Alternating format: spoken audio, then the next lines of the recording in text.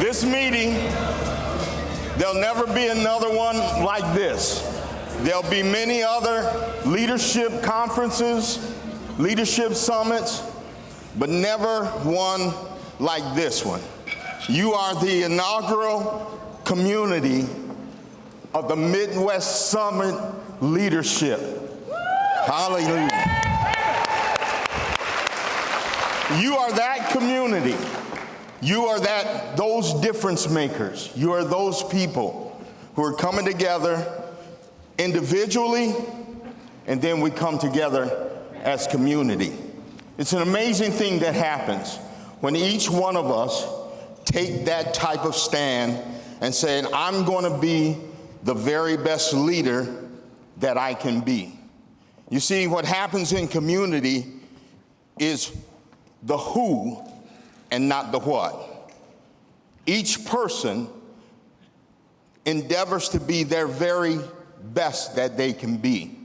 You see, community cannot be spelled without the word unity. And the word unity cannot be spelled without the first three letters, you and I. When we stand together, you and I make all the difference. And then all we need is a vision. There's a scripture that says, without a vision, the people perish. Without a vision, singularly, the people plural perish. We've been blessed with an amazing young man. Around the age of 9 or 10 in Peoria Heights, he experienced and understood the dysfunction of bad leadership and policing. That placed something in Dan Langloss that began to make a difference within him. He has been a visionary from the word go. I met him in about 1996. I was here started pastoring the church. This is now our 30th year of pastoring here in this community. And I met him in 96. There was a group of young men who were having struggles, at-risk youth. With Dan, myself, and Dr. Michael Grady, we formed a collaborative called the ABBA Mentoring Program to work with those young people to make a difference in their lives. In my office, a few short years ago, we sat and made a phone call to Dorchester, Maryland, and began the formation of the Safe Passage Initiative to assist in addicted people in getting treatment. I've seen this young man operate as a hostage negotiator and was one of the most accomplished, and it's just not because he talks a lot, but because he is also a listener, a hearer. He's brought us together based on this vision. So it is my honor to introduce to you my friend, Dan Langloss. I don't know about you guys, but I can listen to him speak all day. I'm like, no, you just stay out there, man. You got this. You're good. What a humbling introduction. It's been incredible to be serving Dixon now for just over 25 years and to really work to great cultures and environments with the highest levels of teamwork and collaboration, the highest levels of creativity and innovation, the highest levels of results. Today is just another example of how when people work together and don't care who gets the credit, just looking to bring the vision to life, what happened. Give yourself a round of applause. Look at this place.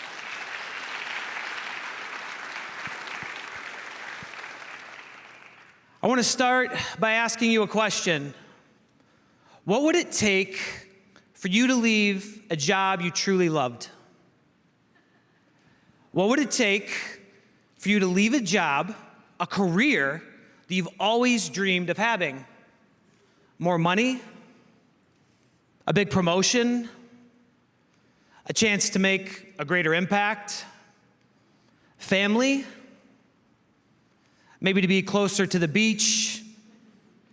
Or maybe the mountains?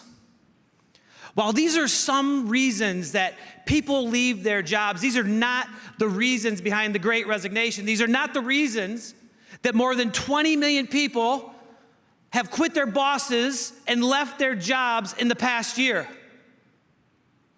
And if that number is staggering, the latest research on employee surveys from across the country says that 40% of our people are seriously contemplating leaving their current job in the next 3 to 6 months.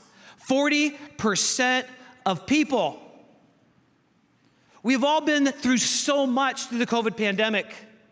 As if the pandemic wasn't enough disruption in our lives, social justice issues, problems between the police and communities of color, the great division at the political level on the national front, now the war in Ukraine. It's created this phenomenon that's being referred to as the Great Rethink. People are rethinking their purpose personally and professionally.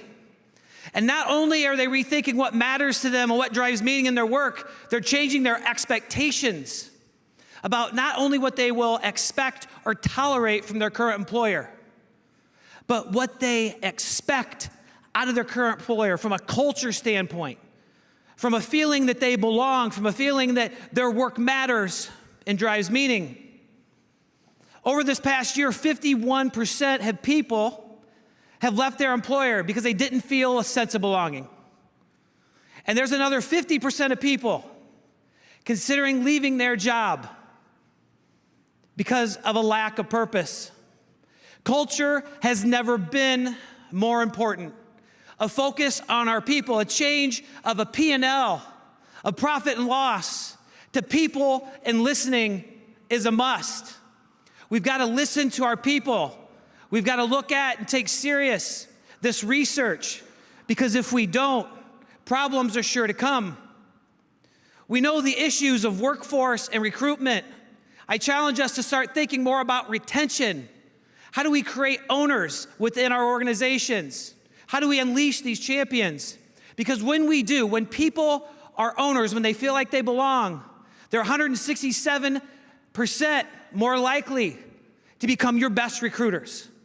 The words of Peter Drucker have never rang more true than they do today. Culture eats strategy for breakfast.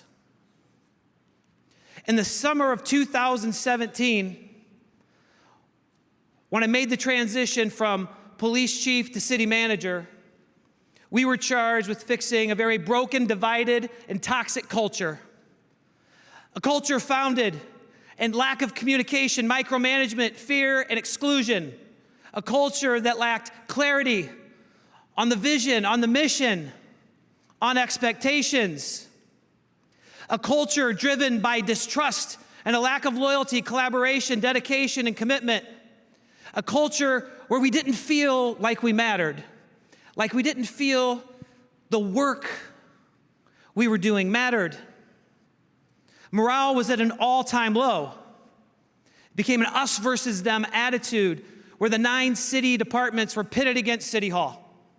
We were struggling to survive. Work had come to a screeching halt, and we knew that CYA was the only way to go. Several high-ranking city officials, including myself, began looking for other jobs. I met with 2 different companies in the private sector. It was crazy. I love Dixon. I bleed purple. I love being the police chief. But at some point, enough is enough. Then one of our department leaders in public works stepped up and demonstrated ownership. He called a meeting of the department heads. I went to this meeting and decided to take a listen-first approach. As I listened to the department heads talk, all of them were frustrated, they were disgruntled, they were angry. All of them had been part of the fallout from the Rita Crunwell embezzlement and helped build Dixon back to where we are today. Somehow, we found ourselves on the outside looking in. The word spread quickly of these deep-seated issues, and the city council acted quickly.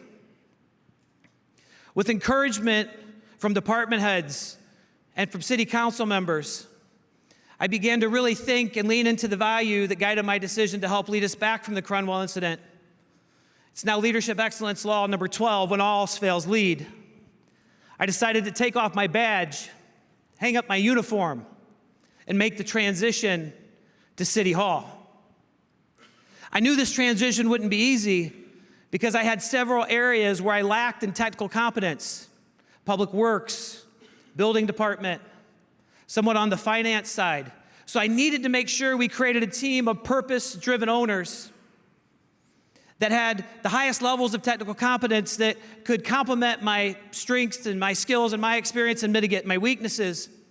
But just as important as finding people that could fill the technical competence was finding people that aligned with my values and leadership of people, justice, accountability, results, and excellence.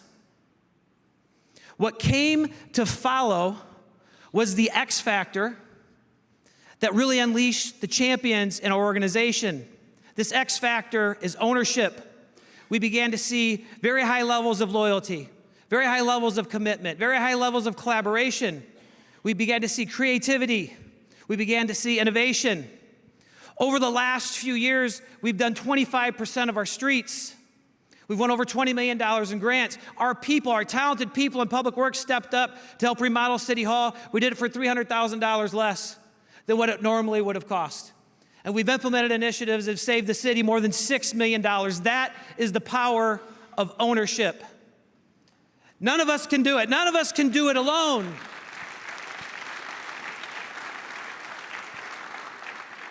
None of us can do it alone.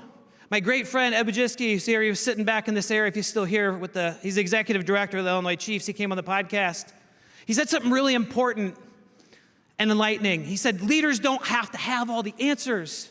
If I have to have all the answers, if I have to do everything, then why do I need this great team? And in fact, a lot of times leaders don't have the answers.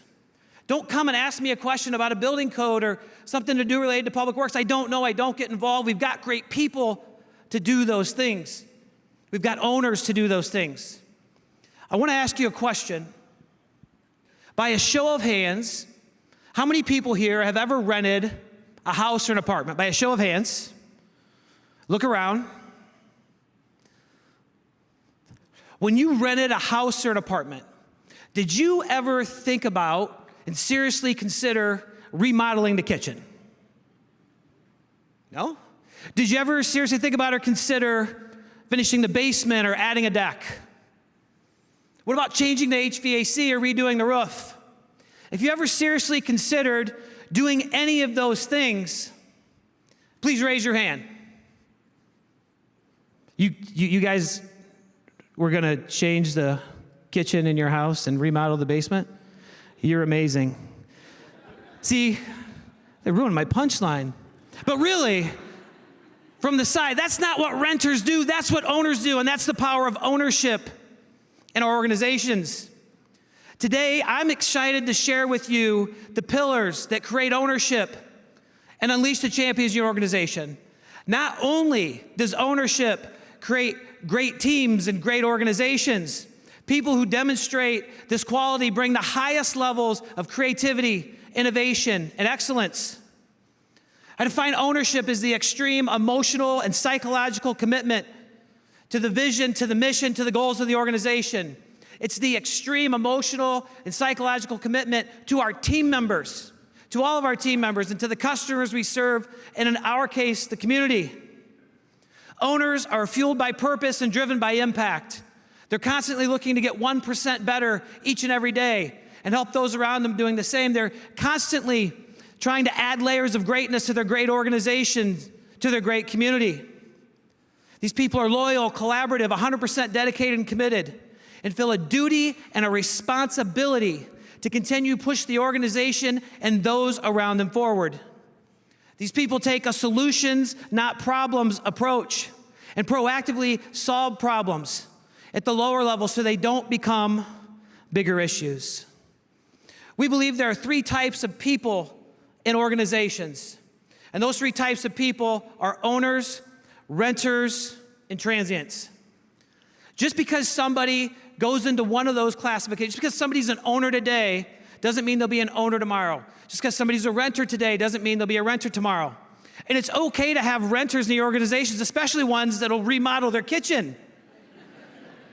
Because when I think about the fact of when I rented a house or I rented an apartment, I took good care of it. I kept it up. I wanted it to look nice, right? But it depends on the type of renter. But transients can be very dangerous to an organization because they're not loyal to the organization. They're not tied and committed to the purpose.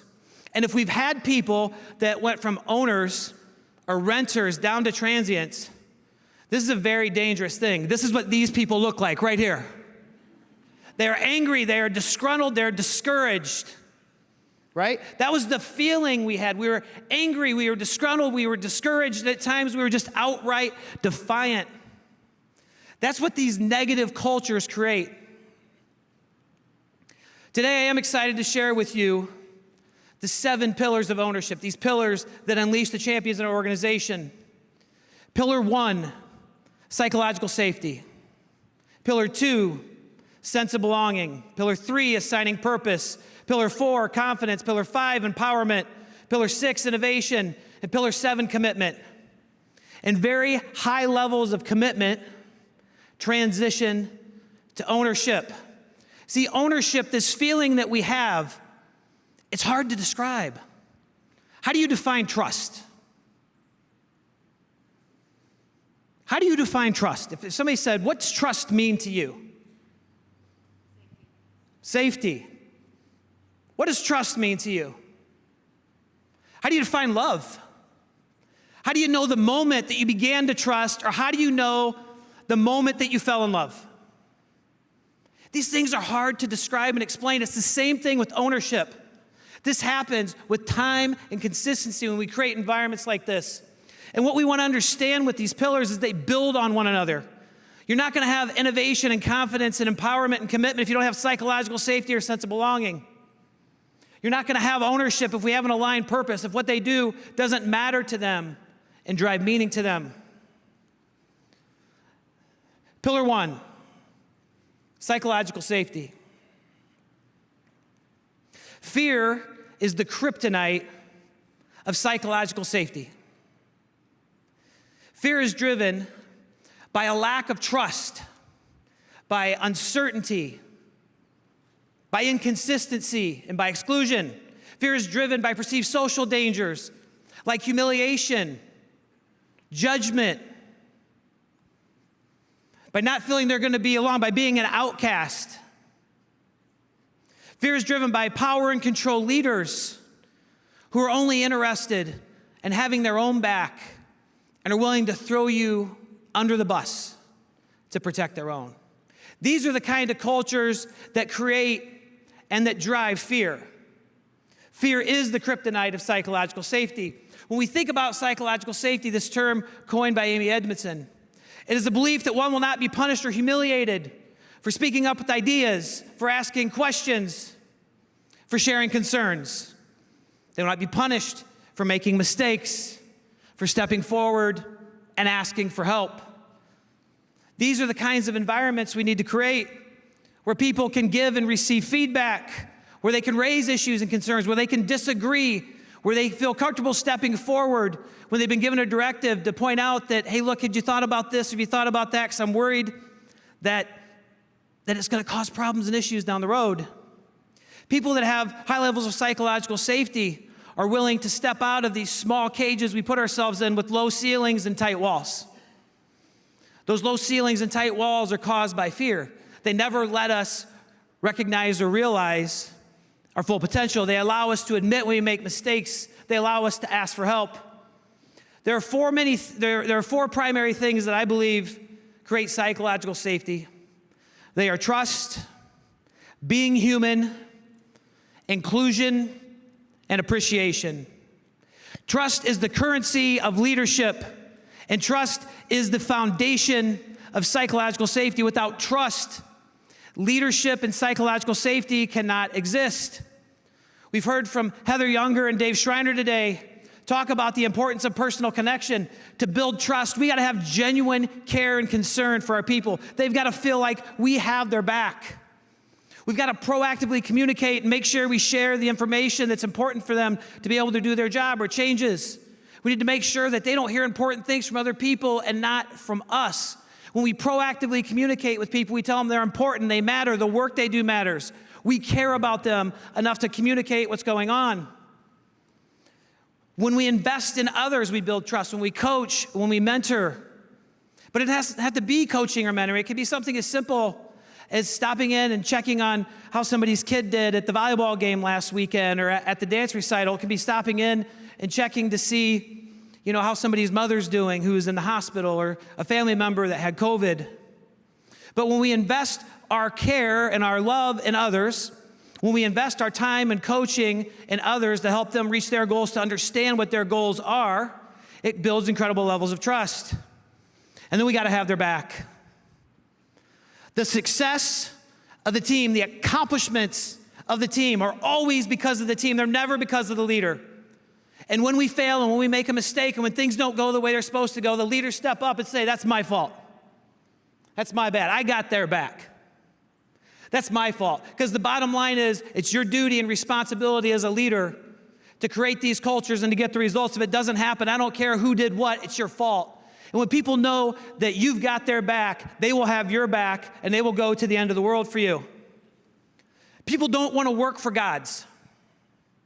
It's great if we can win an award or have a big accomplishment or success. And if we put the right people around us, there's going to be excitement and people will be excited about that. But we connect on the human experience of that of struggle, difficult times, working through mistakes.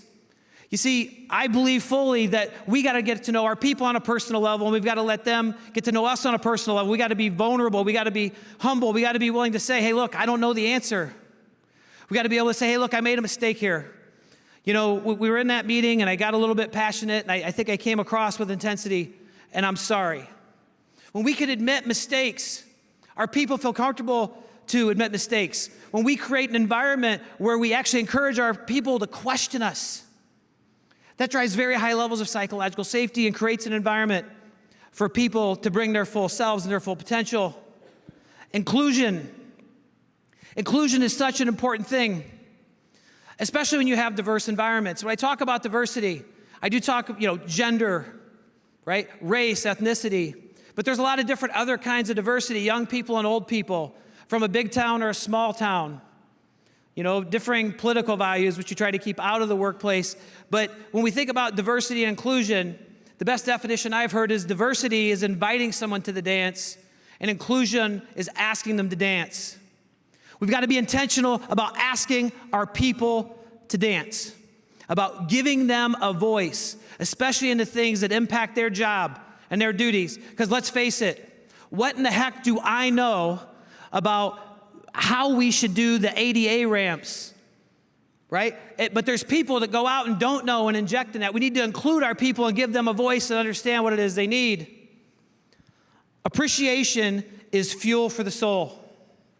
Does anybody here not like to be appreciated? I'm not talking about called up on stage and, appreciated or recognized in front of everybody. But when we feel appreciated, it fills us up. We know like we're on the right track. What we're doing matters. We're doing the right thing. I was talking to Mary Oros. She's the market president for Sauk Valley Bank. She's a Dixon City Council member. And we were talking about appreciation, and she shared with me this incredible idea that I hope to implement within the city. At Sauk Valley Bank, all their leadership team are given wooden tokens. And when they catch their people doing something right, they go out immediately and give them the wooden token and demonstrate their appreciation. Not too long ago, they had a very angry customer in their lobby. The teller was there working with this customer. The customer was upset. Sauk Valley Bank had done nothing wrong. There was an issue with the account. There was something with a charge to their account. But this teller displayed ownership. She listened. She sought first to understand. She empathized. She displayed compassion. By the time the customer left, he was as happy as could be, and he's fully now emotionally connected to Sauk Valley Bank. Mary sat back and listened to this and walked out to the teller and gave her this token. You see, you collect these tokens through the year, and you can turn them in for time off. You can turn them in for Sauk Valley Bank swag. You can turn them in for gift cards and things of that nature. How do we find a way to shift that old school mindset of catching people doing something wrong and being driven by policy and procedure to catching people doing things right, and really demonstrating and giving away the appreciation that our people deserve. Shouldn't that be the focus? What an incredible, incredible program. Pillar 2, sense of belonging. Belonging is a feeling of being accepted and included by a group or a team for who you are. You see, when we've got to fit in, we're surviving, right? When we belong, we're thriving. When we fit in, we're surviving. When we belong, we're thriving. The number one factor that influences a sense of belonging in the workplace is how the top leader in the organization sets the tone for the importance of belonging, for the importance of including everyone, to include people where the decisions impact them, to include people that don't look the same as us, to include people in minority populations within our workforce so they know they're cared for and they know they matter. It starts at the top, but it can't end there. It's got to go all the way through our leadership team.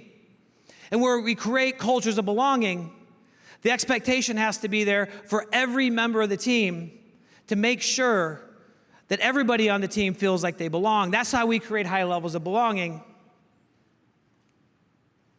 There are 7 things that I believe every person needs as we continue to talk to experts on the podcast and read research and talk to people in the consulting job and talk to people across our city team. People need to feel seen. They need to recognize they're there. They're part of the organization. They need to feel heard, and they got to have a voice, valued, supported, included, cared about, accepted, and appreciated. If we focus on giving these 7 things to our people, we will create unstoppable cultures. Our cultures will be lit on fire. But see, the problem is that as leaders, we're just human beings. And just like in a relationship with our husband or wife, it's very easy for us to give other people what we need. And it can be very difficult for us to give them what they need if it's different than what we need. So as leaders, we got to have a focus on what is it that our people need. We got to intentionally make sure we're bringing these things to life. According to the research, there's 2 critical components to create belonging. Those are mutual care and concern and frequent pleasant interactions. With mutual care and concern, it's not enough for me to care about you. You have to care about me as well, right? And how can that really happen if we're not getting to know the whole person, if we're not leading the whole person? The second one, the frequent pleasant interactions, it's not that everything has to be over the top, smiles and hugs and positive energy. But for the most part, we've got to eliminate negativity and the negatives that come. When we think about mutual care and concern, I believe this is founded in empathy. Maya Angelou said, people will forget what you said and they'll forget what you did, but they will never forget the way you make them feel. My good friend on LinkedIn, Michael Ray's, the smile guy out of Louisville, if you're not following him, you got to see the work he's doing. It's all about the feels. When people feel like they belong, when people feel like they're connected, like they feel like they care about you and you invest in them, they care about you and invest back. Empathy isn't just about hearing somebody, though. It's understanding where they're coming from. It's trying to understand their experience. It's putting yourself in their shoes and imagining how you would feel in that situation. Empathy isn't about deciding if somebody's right or wrong. It's not about judgment. Empathy is about understanding. It's about being curious. It's not about deciding who's right or wrong. It's about accepting how somebody feels, because when we've done that and we've allowed them to share how they feel and communicate that, we can build off that and move forward stronger than ever. Jane Dutton from the University of Michigan coined this term, high-quality connections. She did some research on a major Midwest hospital that focused around janitors. And for the janitors, they had several scales on whether they felt like they belonged or not. And when the janitor is working in the hallway cleaning the floor and the doctor or a nurse or a visitor to the hospital, a patient, just looked at him and smiled and said hello. If somebody stopped and asked how their day was going, if somebody cared to ask about their family and knew a little bit about them, if somebody said thank you, or somebody just walked by and said, wow, these floors look great. Those high quality connections were very powerful in driving belonging. From taking a job that they thought wasn't meaningful and didn't have an impact, to making them feel like that they mattered, what they were doing mattered, the impact they were creating mattered, is a very powerful thing. But when people walk by and didn't acknowledge them, when people walk by and looked the other way, when they stood in the way when they were cleaning and didn't even acknowledge they were there, that created something very negative. That created exclusion. And we talked about the negative impacts of exclusion and how we feel. Exclusion hurts like physical pain. It actually causes physical things to happen within us. It makes us angry. It drives negative feelings. So it's really important if somebody's feeling excluded to make sure that they have at least one ally in the organization, at least somebody who can go and let them know they have their back. And it's crazy what the research shows. If you have an ally, the way it helps eliminate exclusion. But what about a culture where we're all allies, where we're all working together towards a common purpose, towards a common good? What are the impacts of belonging? Increased confidence, increased commitment, increased dedication, increased loyalty, a willing to give passionate, discretionary effort, a high sense of morale, feeling and knowing that you matter. It's an important building block on the way to ownership. Pillar 3, aligning purpose. Aligning purpose. After we've created high levels of psychological safety and after we've created strong levels of sense of belonging, this is where we begin. Aligning purpose is where we begin to really create that ownership. It's important to understand now that purpose isn't a nice thing to have. Purpose is a must-have. 2/3 of people from the McKinsey study said that work has to drive purpose and meaning into their lives. Remember, in this Great Rethink, people are thinking about this much more intentionally. Purpose is this fuel for us that drives these high levels of commitment. I think there are 4 steps to aligning purpose. The first one is clarity. First, we've got to be very clear on why our organization exists. What is the purpose of our organization? Why does what we do matter? Who do we serve? Who are the customers? What is the impact? Because I got to tell you, I don't think companies or organizations would exist if there wasn't a purpose, if they weren't making an impact, if there wasn't a customer. The second is we got to understand our purpose. We've got to understand and know our purpose. And we've got to understand how the work we do drives meaning to us in our lives, because if we don't understand that, how are we going to align purpose to our team? How many people here feel like they're just really dialed in on their purpose? They understand why what they do matters, how they're making an impact beyond themselves. For me, I see my purpose is based on my current skill set to be in a position to make the greatest positive impact for the most amount of people, especially in areas I'm super passionate about, like leadership. It creates incredible meaning in my life to see my team members happy, to see them accomplishing their goals, to see them overcoming challenges that they never thought they could, to see them accomplishing things for the betterment of each other and for the betterment of the community.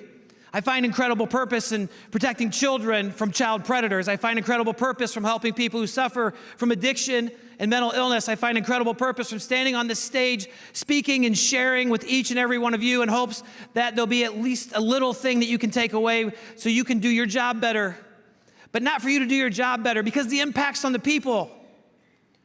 Because when we think about the great responsibility of leadership, what happens in the workplace, how we feel in the workplace is not restricted to the 4 corners of the organization. If we're angry, if we're disgruntled, if we're sad, if we have anxiety or stress, if we're depressed from what's happening at work, that doesn't fall off us when we walk out the door. That carries with us and impacts the type of mom or dad we are, the type of husband or wife we are. That's the great responsibility of leadership. That's the impact of leadership, and that's why I'm so driven to be sharing, much like Heather talked about today. In order for us to get to their purpose and connect purpose, we have to lead the whole person.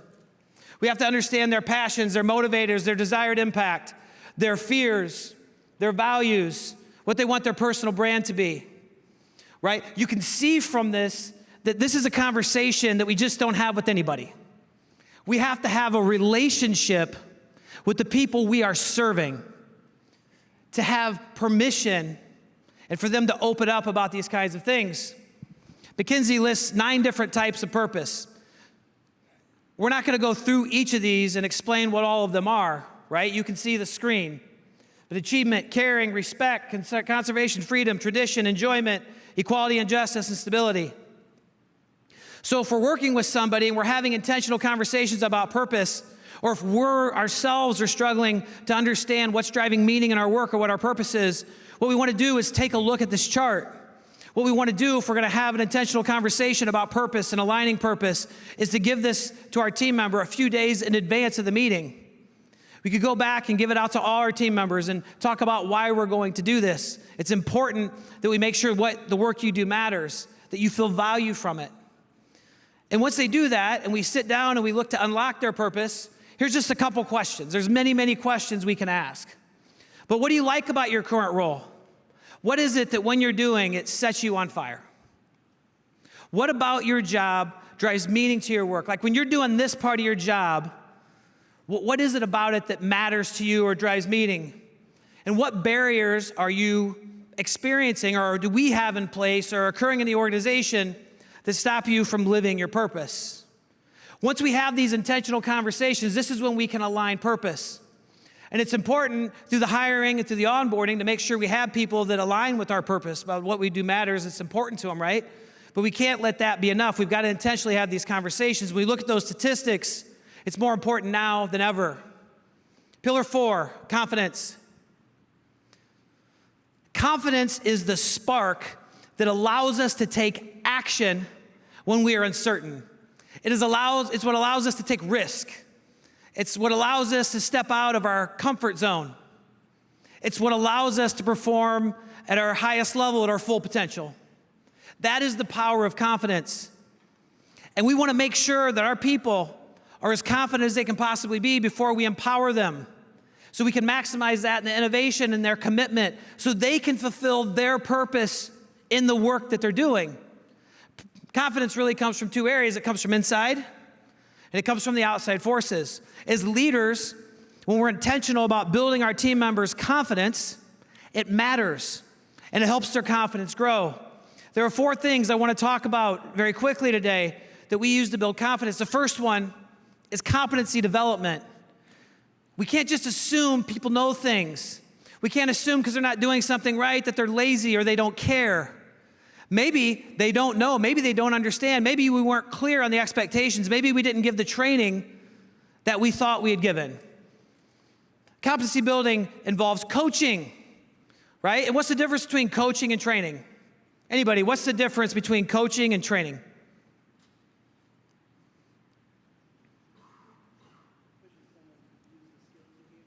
Pushing someone to use the skills you gave them. I love that. Such a big part of coaching, such a big part of empowerment.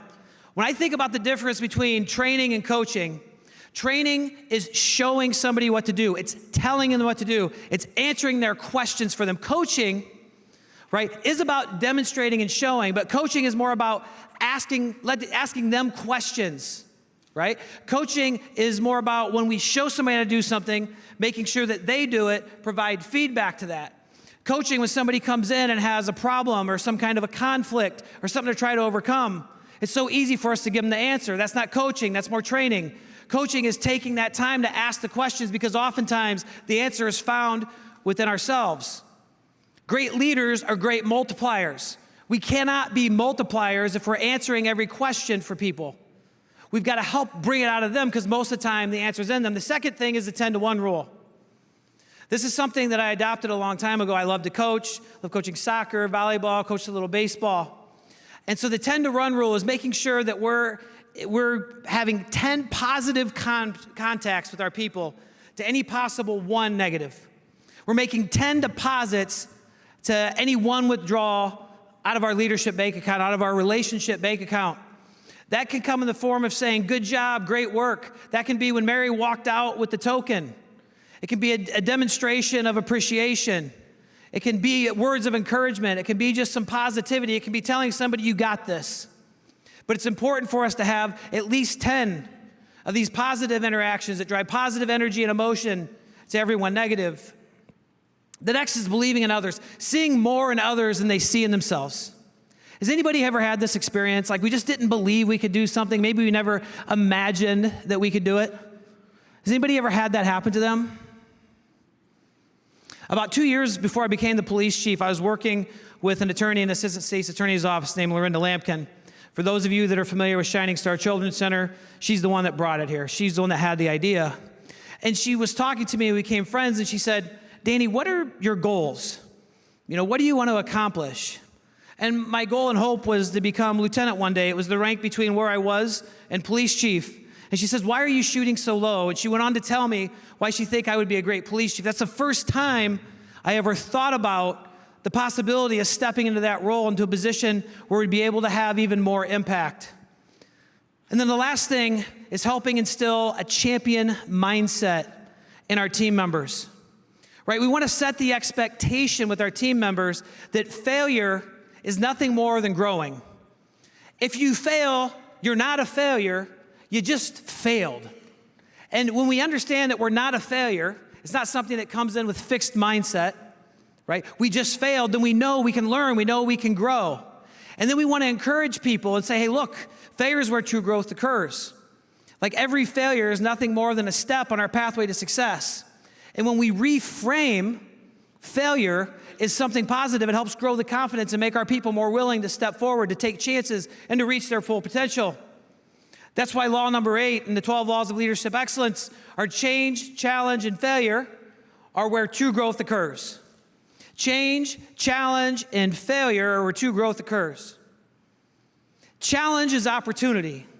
And anybody who knows me very well knows they say, the greater the challenge, the greater the opportunity. These are the opportunities where we get to stretch. We can't have the experience until we have the experience. And while at times it may be really tough to go through that experience, what we come out with on the other side makes us better. It makes us more prepared to step into the next challenge. It makes us more prepared to serve our people. I'm going to move through this because I feel like I've hit it. Empowerment. Who here likes to be micromanaged? By a raise of hands. Who here likes your boss standing over you, watching every move you make? Who here likes to fill out timesheets that document what you did every 15 minutes? Who here wants to be handed a 20-step sheet on how to do something super simple that takes 10 minutes to learn? Micromanagement is the great destroyer of empowerment. You see, empowerment is all about making our people stronger. It's about building their confidence. It's about making them more resilient. This is where people develop those skills of determination and grit and resilience, right? Because when we empower people, we're giving them duty and responsibility for things in areas that allow them to grow.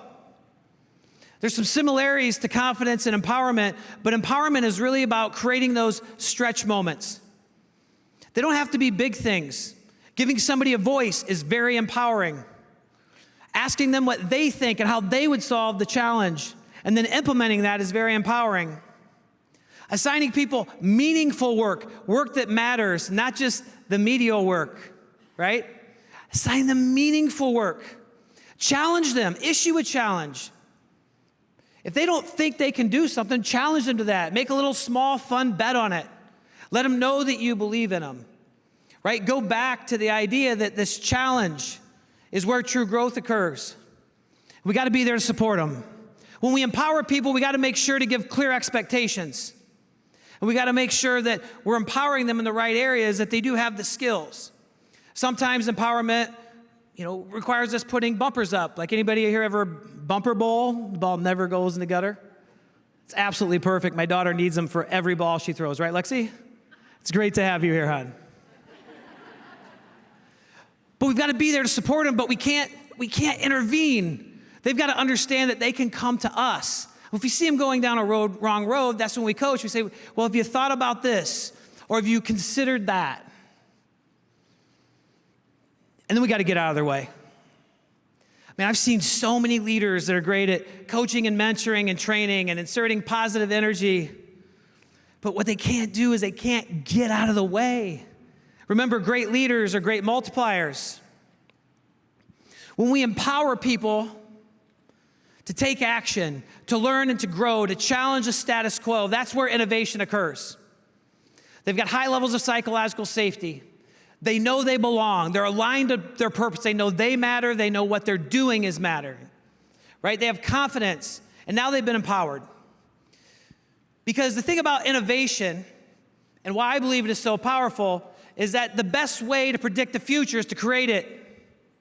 The best way to predict the future is to create it. If we can see it, we can become it. And leaders are predicting and creating the future each and every day. Innovation is really nothing more than bringing creativity to life, right? And it doesn't have to be something big. When I talk about innovation, and I fall into this trap as well, it's not about going to Mars or landing on the moon. It's not about curing cancer or coming up with a new mechanical thing to solve AFib. It's not about that. It can be small things. It can be figuring out how to change a procedure for a research specialist at Verifax, right? It can be about a different way to serve the customer better at Sauk Valley Bank.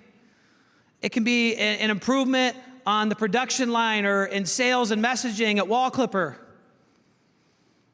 Innovation is all about just getting 1% better. It's about adding layers of greatness to our organization, so we need to reframe that and understand that. So how do we create innovation? The first thing we got to do is we got to promote it. We got to talk about it. We're constantly talking about adding layers of greatness to Dixon. How can we serve our team members better? How can we serve our community better? How can we serve our main partners better, like Lee County or the Park District or the school district? The second thing is there's so much power in a single word. Just by intentionally using the word innovation, using it often in the right places, having our teams use the word innovation creates innovation. When people feel safe to come forward, I think one of the greatest innovations we've had at the police department in the last 15 years was when Detective Lincoln Sharp stepped up and created Twitter. As a matter of fact, that's how I met Kristen Zeman. We were down at the state capitol for an Illinois Chiefs lobby day. And I was so excited to meet her. I'd heard so many great things about her, and she's gonna absolutely blow you away here soon. But she came up and she was excited to meet me because she loved the Twitter account and wanted to know what was going on. Multiple tweets have reached millions of people, have been retweeted overseas. It's crazy. But that innovation and ways to find ways to further connect with our community, to show that police officers are human. We're just like you are, but this is just our job. So you got to promote it. And you got to say yes. Why does everything always start with no? The word no is the great destroyer of innovation. The word no is the great keeper of the status quo. We've got to find ways to say yes. We've got to intentionally, when people come forward, either say yes or find ways to tweak it to get to a yes. We can't bring forward every idea. But when we intentionally find ways to say yes, when we promote it, and people know when they bring their idea forward to us, we're going to listen, it changes everything. The next thing you know, they're coming forward in all these different areas. Challenge the team. If there's a problem or an issue that you're facing, issue a challenge. Again, as the leaders, as the leadership team, we don't have to know everything. We don't have to solve everything. Dave just talked about if there's challenges in the ER, they're 3 floors away. What do they know about the challenges in the ER? But don't just talk to the doctor leading the ER. Talk to the nursing tech. Talk to the nursing staff. Talk to the people at the front desk. Get a real idea and empower them. And then when people come forward and they're innovative, champion it. Whether it's a success or a failure, champion it. And when we champion it and when we reward it, when we give out the wooden tokens, it happens. Pillar 7. Commitment. I touched on this earlier, but I want to come back to it. We never really know that moment where we decided we were going to trust. We never really can put into words what made us fall in love or the exact moment we fell in love. But we trusted and we fell in love. And when we talk about commitment, it's the same way. There's no substitute for time. There's no substitute for consistency. When we look at commitment, there's no substitute for appreciation and championing it. when we look at commitment. There's no substitute for promoting ownership. For people to take that, have that duty and a responsibility to constantly making things better, to be adding layers of greatness. And when we do that, something very powerful happens because people support what they create. Right? People support what they create. That's why it's so powerful when you got a boss that only likes their own ideas, is to make them think that it was his idea, right? Anybody here ever had to do that? We won't put this in the video, I promise. Who actually has had to do that? And people take ownership of what they create. When we create psychological safety, when we create strong sense of belonging, when we align purpose, and this is a big area that all of us, including myself, have a lot of work to do on. If you're going to do one thing when you leave here, dig into that, look at that closer. When we help build our team members' confidence, when we empower them to action, when we promote and support innovation, that's where we get commitment over this period of time. And very high levels of commitment turn into ownership. We are facing the most challenging times in the history of most of our lives. We're facing the most challenging times. As if COVID and social justice and the political divide weren't enough. As if the war in Ukraine and the crashing of the stock market isn't enough. We face supply chain issues. We face employee workforce shortages, right? All of these different challenges that we face right now are going to take a new kind of leadership. What got us here won't get us there. And if we're able to create these environments where we can create owners and unleash champions in our organizations, and we have that focus, that primary focus, remember I talked about on retention. Because I'll tell you, when you have owners throughout your organization, you actually need less people. We would never cut anybody, but you need less people, right? Because people are doing more. They're stepping up. They're solving problems. They're working collaboratively together. They're being innovative. They're moving us forward. So if we focus on retention, our people will become our best recruiters. I want to leave you with this. The great responsibility of leadership. My wife, Valerie, and I were watching Fatherhood a couple months ago. Who here has seen the show? It's got Kevin Hart in it. Him and his wife have a baby girl. And the day after having their baby girl, she dies of a pulmonary embolism. He is lost. He has no idea what to do. This is their first child. He doesn't know how to be a dad. And he's talking to his mom, and he's broke down, and he's crying. Mom, I just don't know what to do. I can't be a dad. I can't do this. She said, yes, you can, Kevin. All you have to do is what is right for her and what is best for her for the rest of her life. That's all you have to do, is what's right and what's best for her for the rest of her life. I paused the show. Valerie's a little annoyed at this point because I'm texting, but I'm capturing this because it resonated with me. It made sense. It was a light bulb moment. As leaders, all we have to do is what is right and best for our people for as long as we choose to lead. Leadership is a choice. And as soon as we don't want to do what's best for our people and put them first and what's right for them, then we can stop leading. It's a choice. So I challenge each and every one of you as you approach every situation and every interaction with your team and with your organization. Make that shift from profit and loss to people and listening. Always do what is right for people in your team. And when you do it, think about this quote from Jim Collins. Jim Collins said, "The enemy of great is good. As long as we're willing to do a good job, we'll never do a great job." So today, on behalf of your team members, on behalf of your people, on behalf of your communities, on behalf of your organizations, please don't ever be satisfied with doing a good job. Always do a great job, and always be committed to excellence. Thank you so much.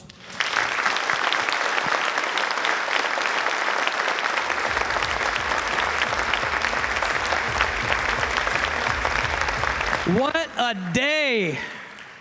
I'm telling you, the best is yet to come. You're going to be in a treat for Kristen Zeman, but Pastor Cole said that since I spent so much of my time interrogating people in my career, that he got a chance to interrogate me. So let's see how this goes.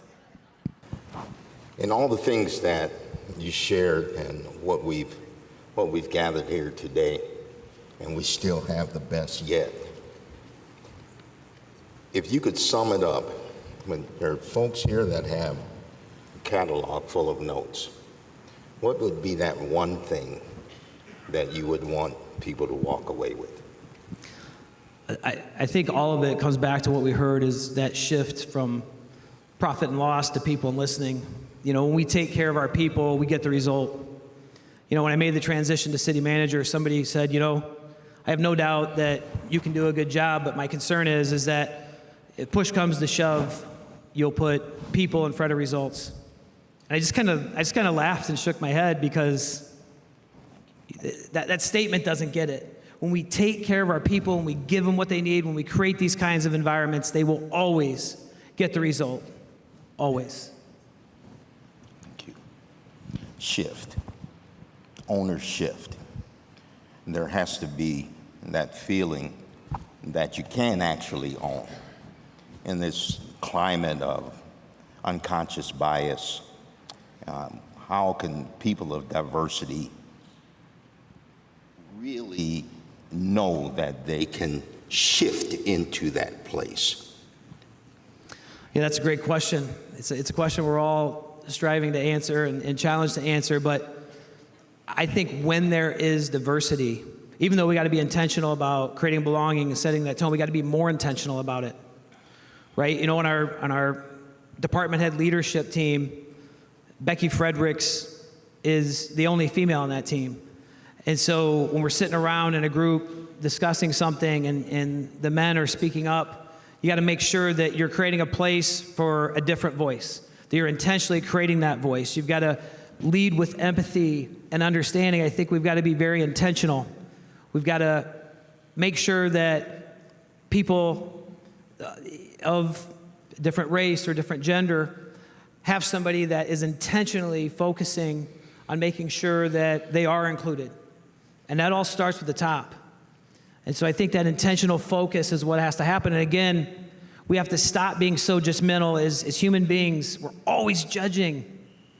We've got to be accepting. We've got to just understand and be curious because we're all human beings. We all breathe the same air. Nobody's opinion is more important than anybody else's opinion.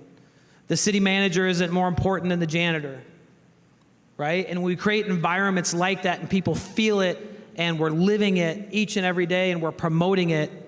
That's when I think true inclusion happens. Thank you.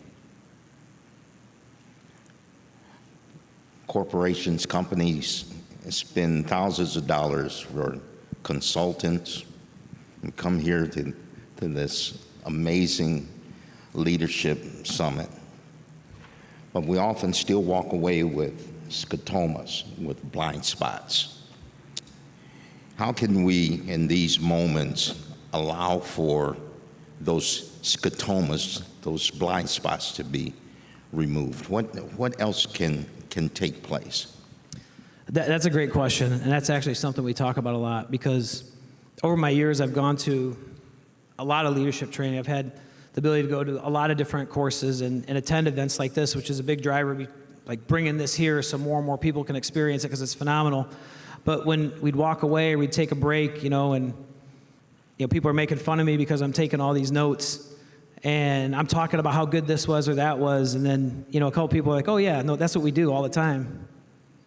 And I look at them, I'm like, wow, you think you do that, huh?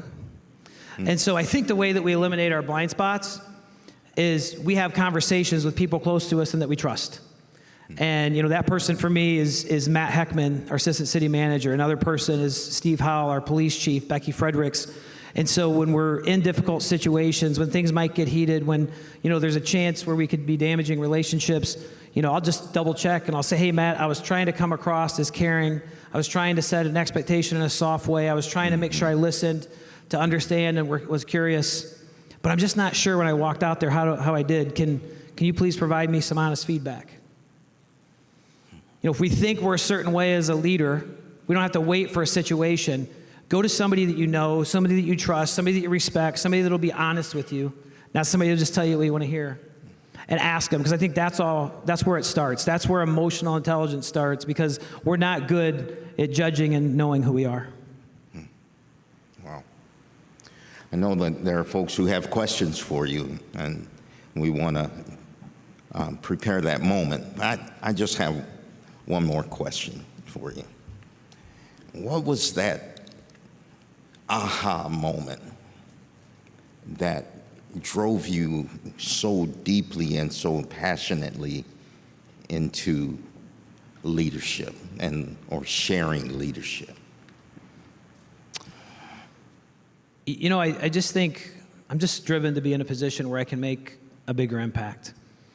And, you know, I appreciate the council allowing me to spread my wings and get involved in things and still drive a very high level of commitment to my primary job as city manager, which my wife can tell you that I do a lot. You know, I just think as we think about aha moments, when I was 9 or 10 years old, I knew all I ever wanted to do was be a police officer. And so I worked towards that, and I was consciously aware of that. And at 21 years old, I got the incredible opportunity here in Dixon to be a police officer. And I found that what I was really drawn to with police officers is the fact that they were helping people. They were giving people a voice that didn't have a voice. They were protecting people that couldn't be protected. And what I found as I grew through my career was that, yeah, I was drawn to be a police officer. It was a calling for me. What I really was drawn to was leadership and creating environments, good, safe environments where people can feel happy, fulfilled, confident, accomplishing their goals. And so as we did that, we had a lot of success that was on the backs of so many people in the back left corner there at the Dixon Police Department. As we've transitioned that to the city and seen the changes just by caring about people, giving them a voice, empowering them, getting out of their way, creating these cultures we talk about. It's like, you know, I just feel a strong desire to share that and to help other people, even if it's just in a little way. And then the ripple effect for impact is just beyond anything we'll ever realize. So I think that's it. Thank you. Can we all give him a hand, please? Thank you.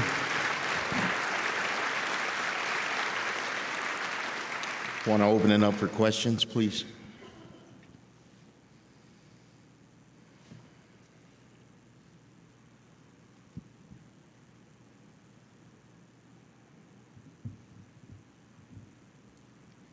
I'm going to get off easy. That's amazing. Did I do that good a job? You said it all, Danny. Okay. You have to have questions. I'm Michelle from Rochelle. Hi, Michelle from Rochelle. Hi. So I guess I want to know what's something that you're really, really proud of, that you feel such a sense of accomplishment, that it's your gold star. Can you talk a little bit about something that is your gold star? Wow. There's two things. And when I was talking to my daughter Lexi, and there was a class they were doing, I was interviewed by her and a couple of her students, and they were talking about success and like reflecting. And the two things are helping create Aaron's Law, which is a law that protects children from child predators. And the second thing is the creation of Safe Passage. So Dixon, Illinois was the second department in the country to create Safe Passage. It's a program that puts people suffering from addiction into treatment instead of jail. And so in 2015, we had 3 overdose deaths in 10 days. And when you looked at the people, they didn't look like people that you associated with having addiction issues. They were young people. They had kids. And we tried to help people get into treatment. As a detective for a lot of years, we worked drug cases, and you just couldn't get people in. And so we decided to take this challenge on. We created the second program in the country. And not only have we put more than 700 people directly into treatment, but we've helped 150 communities all across the United States do the same. And I think that's probably the biggest accomplishment. Thank you.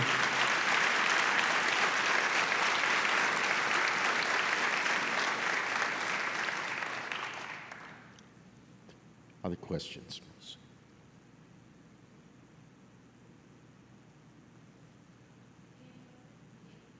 If this is on, there we go. What would be your first step for a new leader? What's like one quality that a new leader or someone who wants to be a leader should work on first?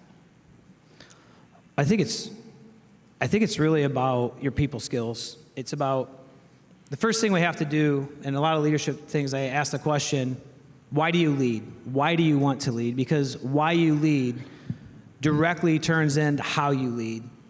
And so getting really clear on why we want to lead and making sure that's for pure reasons and not self-motivated about ourselves. And it's about developing those people skills and those connection skills and about, how do we always put other people first? And I want to add to that for new leaders. I think one of the most powerful things a new leader can do, and it's something I did when I became police chief, is have one-on-one listening sessions with every member on your team. And the first meeting, it isn't about, I'm the new leader, this is the way it's going to be. It's about really figuring out what's going well, what they love most about their job, what they don't, what they like in a leader. And by taking that time and investing in that and giving them a voice, it's something so atypical from what people normally do. And it really puts you on a solid foundation and move forward in building those relationships that we just talked about.